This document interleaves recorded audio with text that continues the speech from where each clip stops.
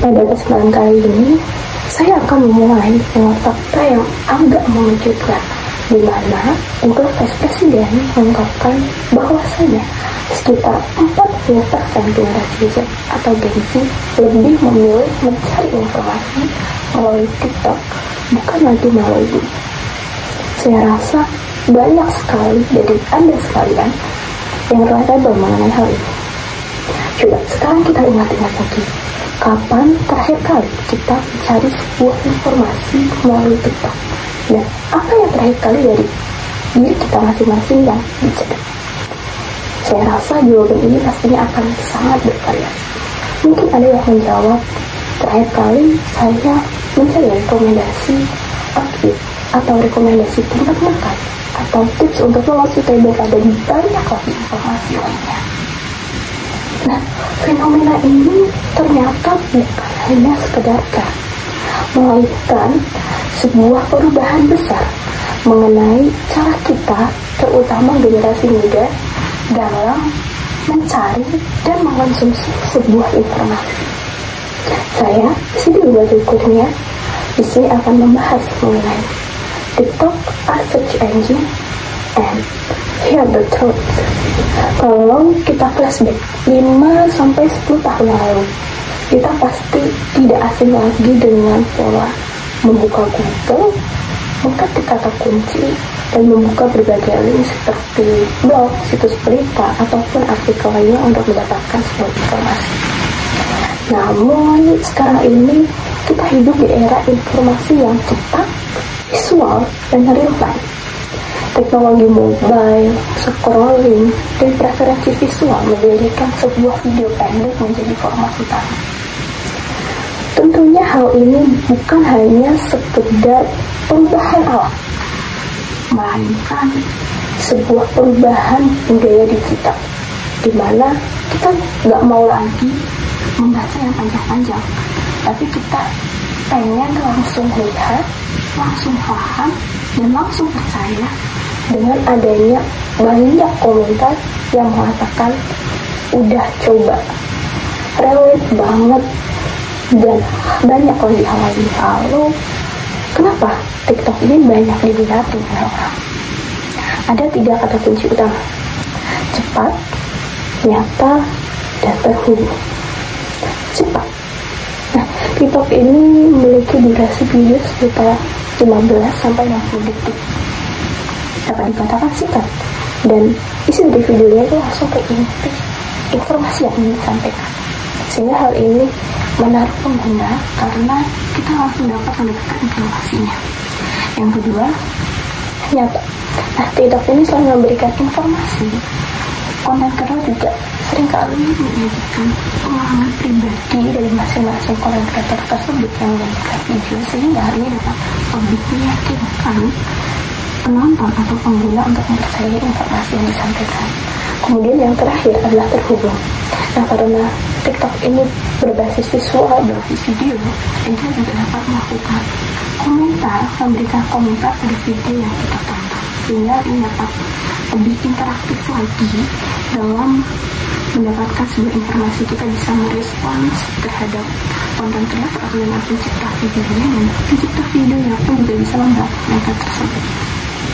Nah, TikTok ini seperti gabungan search engine, sosial media, dan juga micro learning. Search engine atau mesin pencari pada dasarnya merupakan tempat kita mengetik pertanyaan dan kita mengharapkan jawaban dari pertanyaan tersebut. TikTok sekarang ini dapat melakukan hal yang sama. Sebagai contoh, kita mengetik ide or tweet interview atau tips lolos TOEFL tanpa tes. TikTok secara otomatis akan menampilkan video-video yang relatable atau yang berhubungan dengan apa yang kita ketik tadi dan langsung menjawab pertanyaan kita. Bahkan tanpa mengetik pun, algoritmanya sudah menampilkan konten-konten yang kita butuhkan, yang kita harapkan based on our behavior. Sehingga hal ini menjadikan TikTok itu merupakan bentuk search engine berbasis pengalaman nyata dan juga konten visual. Kenji sendiri memiliki karakter digital yang unik. Di antaranya yang pertama, belajar cepat dari visual. Kemudian yang kedua, multitasking dan menginginkan informasi secara instan. Dan yang ketiga, menyukai konten real dan tidak kaku. Nah, TikTok itu menjawab semua pernyataan tersebut. Nah, TikTok ini menyajikan format video pendek sehingga ini tidak membosankan untuk penonton atau pengguna dalam mendapatkan informasi. Kemudian yang kedua, gaya bahasa yang digunakan dalam video TikTok itu lebih fleksibel, casual, menggunakan bahasa sehari-hari, sehingga hal ini menyebabkan informasi yang disampaikan itu lebih cepat diterima dan lebih mudah dipahami. Kemudian yang ketiga, algoritma dari TikTok sendiri itu bersifat personal dan cepat. Bahkan seringkali gengsi mengatakan seperti ini, kalau kita nggak nemu di TikTok, baru deh kita cari di Google. Tentunya hal ini menunjukkan bahwasanya TikTok bukan hanya sekedar hiburan saja sekarang ini, tetapi TikTok ini sebagai tools informasi harian. Sekarang kita bandingkan dua raksasa ini antara Google dan TikTok. Pertama, dari segi formatnya. Seperti yang kita tahu, untuk Google sendiri itu menyajikan informasi berupa penjelasannya itu melalui sebuah teks. Tidak jarang teks yang digunakan dalam penjelasannya itu bertele-tele sehingga membuat kita sulit memahami informasi yang ada. Kemudian untuk TikTok sendiri, format yang disajikan itu berupa video pendek sekitar 15-60 detik biasanya, dan isi dari video itu langsung ke inti, langsung to the point, sehingga hal ini memudahkan kita dalam memahami informasi yang disampaikan. Selain itu karena video, karena TikTok menyajikan video, artinya berbasis visual, sehingga kita bisa melihat, mendengarkan informasi yang disampaikan. Hal ini semakin membuat kita tidak bosan untuk mendapatkan informasi yang ingin kita cari. Kemudian yang kedua, dari segi bahasa. Untuk Google sendiri, banyak sekali bahasa yang digunakan itu terlalu kaku, terlalu formal, sehingga hal ini dapat membuat kita sulit memahami beberapa istilah. Kemudian untuk TikTok sendiri, karena bahasa yang digunakan itu lebih casual, bahasa yang digunakan itu menggunakan bahasa sehari-hari, yang tentunya hal ini akan membuat kita lebih mudah dalam memahami apa yang disampaikan oleh membuat video atau konten kreator tersebut. Kemudian ada yang ketiga terkait prosesnya. Untuk Google sendiri, prosesnya itu kita harus membuka banyak tab untuk mempercayai informasi yang ada. Jadi ketika kita membuka Google, kita mengetik kata kuncinya. Kemudian kita disajikan berbagai link yang ada. Dan kita biasanya tidak cukup untuk membuka salah satu sumber saja.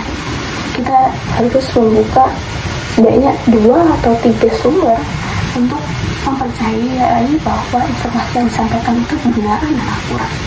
Sedangkan untuk TikTok sendiri, ketika kita mengetik salah satu kata kunci, akan muncul video, dan video teratas itu biasanya merupakan video yang paling banyak ditonton. Dan dengan video tersebut, satu video tersebut kita bisa langsung percaya bahwa informasi yang disampaikan itu benar.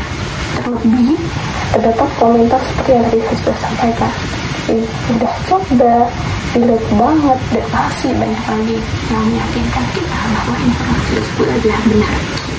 Kemudian selanjutnya terkait validasinya. Untuk Google sendiri, untuk validasi kita based on sumber seperti jurnal, buku, dan sejenisnya untuk memvalidasi bahwa informasi tersebut akurat. Sedangkan TikTok sendiri, seperti yang tadi sudah disampaikan juga, kita dapat memvalidasinya dari komentar yang ada. Banyak komentar dan banyak yang relate terkait video yang kita tonton, artinya kita lebih yakin terkait apa yang disampaikan. Tetapi hal ini bukan berarti Google itu kalah dari TikTok. Untuk data resmi, data akademik, atau keperluan akademik, dan informasi-informasi lain yang memerlukan referensi kuat, Google tetap menjadi pemenang pada andalannya. Tetapi untuk informasi-informasi ringan seperti tips outfit, kemudian resep makanan, tutorial cepat, itu memang TikTok lebih menang banyak. Kemudian, bagaimana dampak dari fenomena tersebut? Tentunya fenomena ini akan berpengaruh besar pada hampir keseluruhan aspek. Sebagai contoh, di dunia digital dan marketing, ada 3 poin penting atau 3 pengaruh besar di dunia digital dan marketing. Yang pertama, terkait SEO atau Search Engine Optimization yang jelas berubah arah. Cara ini bukan hanya mengenai ranking di Google, melainkan bagaimana sebuah konten itu bisa muncul di pencarian TikTok ketika kita mengetik sebuah informasi di kolom pencarian di atas. Kemudian yang kedua, terkait brand. Jadi brand itu harus adaptif dan bisa memanfaatkan platform TikTok dengan mengupload video-video pendek, sehingga hal tersebut itu bisa menaikkan citra dari brand tersebut, dan brand tersebut dapat mendapatkan sebuah engagement. Dan yang terakhir, itu terkait dengan influencer. Karena TikTok ini berbasis video, tentunya akan sangat berhubungan dengan influencer. Nah, influencer ini memberikan peranan yang cukup penting, di mana influencer ini tidak hanya mereview produk, melainkan influencer ini secara tidak langsung mengarahkan trafik pencarian dari masing-masing pengguna. Bahkan sekarang ini banyak brand yang lebih berfokus ke FYP TikTok dibandingkan dari Google Ads. Hal ini dapat terjadi karena apa? Karena trust atau kepercayaan di TikTok itu lahir dari authenticity, bukan dari seberapa besar iklan yang dibayar. Dari fenomena ini, ada beberapa insight yang dapat kita ambil. Di antaranya, cara orang mendapatkan informasi itu semakin berkembang seiring dengan bertambahnya waktu. Sebagai contoh, jika dulu Google itu menjadi andalan kita untuk mencari keseluruhan informasi apapun, baik resep makanan, tips lolos UTBK, ataupun yang lainnya. Kemudian yang kedua, format visual dan pendek itu sekarang lebih diminati.